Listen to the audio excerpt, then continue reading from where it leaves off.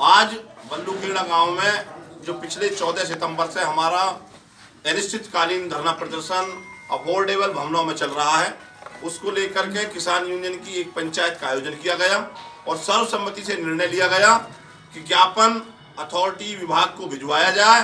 प्राधिकरण को उस ज्ञापन में पूरी समस्याओं से संबंधित प्रेषित किया गया है। धनकौर के हमारे दरोगा जी LIU से इंस्पेक्टर साहब आए हैं और वो उसको लेकर के जा रहे हैं। हमने सारी समस्या इसमें बता दी है। समस्याओं का समाधान अतिशीघ्र हो। जब तक समस्याओं का समाधान नहीं होगा, धरना अनिश्चितकालीन बल्लूखेड़ा में यहाँ चलता रहेगा और कार्य सभी बंद रहेंगे। जय जवान जय किसान। सरवन पाल जी, ब्लॉक अध्यक्ष मुकुल बाजार, सिंह यादव जी, अमेठी तहसील अध्यक्ष मंगरू राम जी, तहसील उपाध्यक्ष वर्मा जी भाई, हमारे युवा विंग के अध्यक्ष धीरेन्द्र शुक्ला जी, हमारे जिला महासचिव बच्चा शुक्ला जी और सभा में उपस्थित सभी हमारे किसान पदाधिकारी और किसान भाइयों और बहनों, आज आप सब ने अपने कीमती समय में से समय निकालकर इस धरना प्रदर्शन में हिस्सा लिया, अपनी सहभागिता दिखाई। इसके लिए मैं आप सबका बहुत बहुत धन्यवाद और अभिनंदन करता हूँ। सबसे पहले मैं कुछ बातें संगठन के विषय में बताता हूँ, फिर मैं संगठन के इस आज के कार्यक्रम के बारे में बताऊंगा। स्वर्गीय टिकैत जी का यह निर्देश रहा संगठन में कि आप ब्लॉक में, जनपद में, तहसीलों में मासिक बैठक का आयोजन करें। उस बैठक में ऐसे किसान जो अपनी आवाज़ अधिकारियों तक नहीं पहुंचा पाते या किसी कारणवश उनकी आवाज़ नहीं सुनी जाती, उनकी समस्याओं का समाधान नहीं होता, तो ऐसे किसानों से आप जुड़े। कार्यकर्ताओं के लिए निर्देश था कि आप गाँव-गाँव जाएं, ऐसे लोगों के साथ जुड़े, ऐसे किसानों की समस्याओं को सुने और संबंधित अधिकारियों से बात कर आप उसके समस्याओं को निस्तारण कराएं। यदि आपकी बात नहीं सुनी जाती और आप न्याय की लड़ाई लड़ते हैं तो उस न्याय दिलाने के लिए फिर हमें चाहे सड़क पे उतरना हो, भूखा रह के आंदोलन करना हो या जिस भी प्रकार आंदोलन को रूप देना हो, हम लोग रूप देते हैं, देते रहे हैं और देते रहेंगे। यह हमारे स्वर्गीय टिकैत जी का निर्देश रहा। इसी क्रम में वर्तमान राष्ट्रीय अध्यक्ष जी और हमारे राष्ट्रीय प्रवक्ता श्री राकेश टिकैत जी का भी यह निर्देश है कि हर जनपदों में मासिक बैठकों को सुचारू किया जाए, फिर से उस प्रथा को आगे बढ़ाया जाए, क्योंकि पिछले कुछ महीनों से हम किसान लॉकडाउन से सबसे ज़्यादा पीड़ित रहे हैं और इस लॉकडाउन के दरमियान सबसे ज़्यादा हम प्रताड़ित भी किए गए।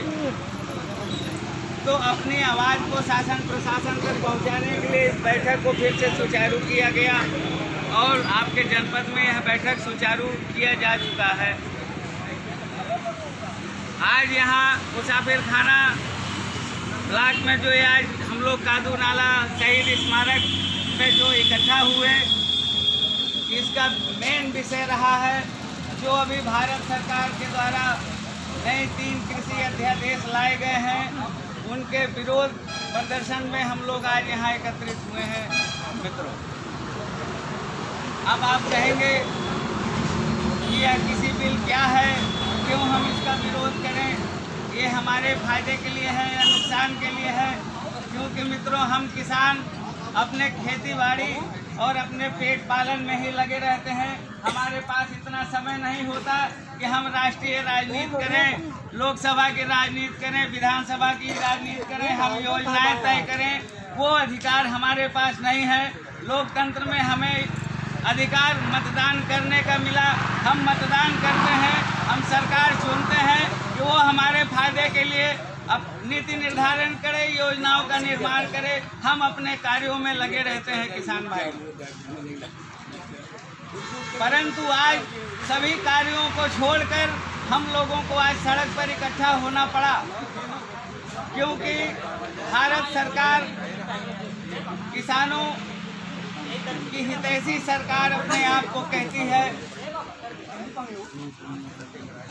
सरकार ने कहा कि मैं तस्वीर बदल दूंगा किसानों की, भारत के किसानों की तस्वीर बदल दूंगा, भारत के किसानों की आय दोगुनी कर दूंगा, मैं काला बाजारी खत्म कर दूंगा, मैं महंगाई खत्म कर दूंगा।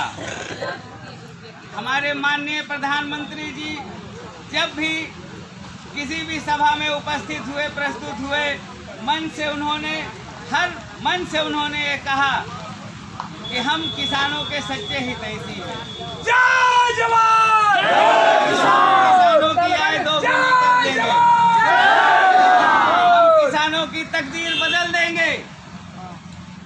माननीय प्रधानमंत्री जी, मैं आपसे कहना चाहता हूं कि आपने वाकई तकदीर बदलने का काम किया है किसानों का, लेकिन हमें दुख है कि आपके इन कानूनों से, आपके इन अध्यादेशों से आप जिस तरह से हमारी तकदीर बदलना चाहते हैं मान्यवर, आज जो मैं दोनों टाइम हम किसान खाने के लिए अनाज पा रहे हैं, कल को हम उनके लिए भी मोहताज हो जाएंगे।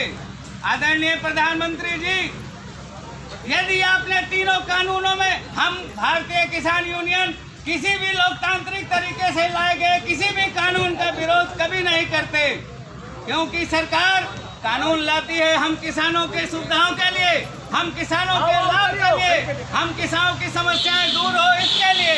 परंतु भारत सरकार चोर रास्ते से यह विधेयक अध्यादेश पारित कराती है। भारत सरकार ने क्यों किसान संगठनों को विश्वास में नहीं लिया? यदि आप हम किसानों के लिए नीति निर्धारण कर रहे हैं मान्यवर, तो आपको हम किसानों से भी राय लेनी चाहिए थे, आपको हमें देखना चाहिए हमारा परंतु मान्यवर आपने इस पर विचार नहीं किया।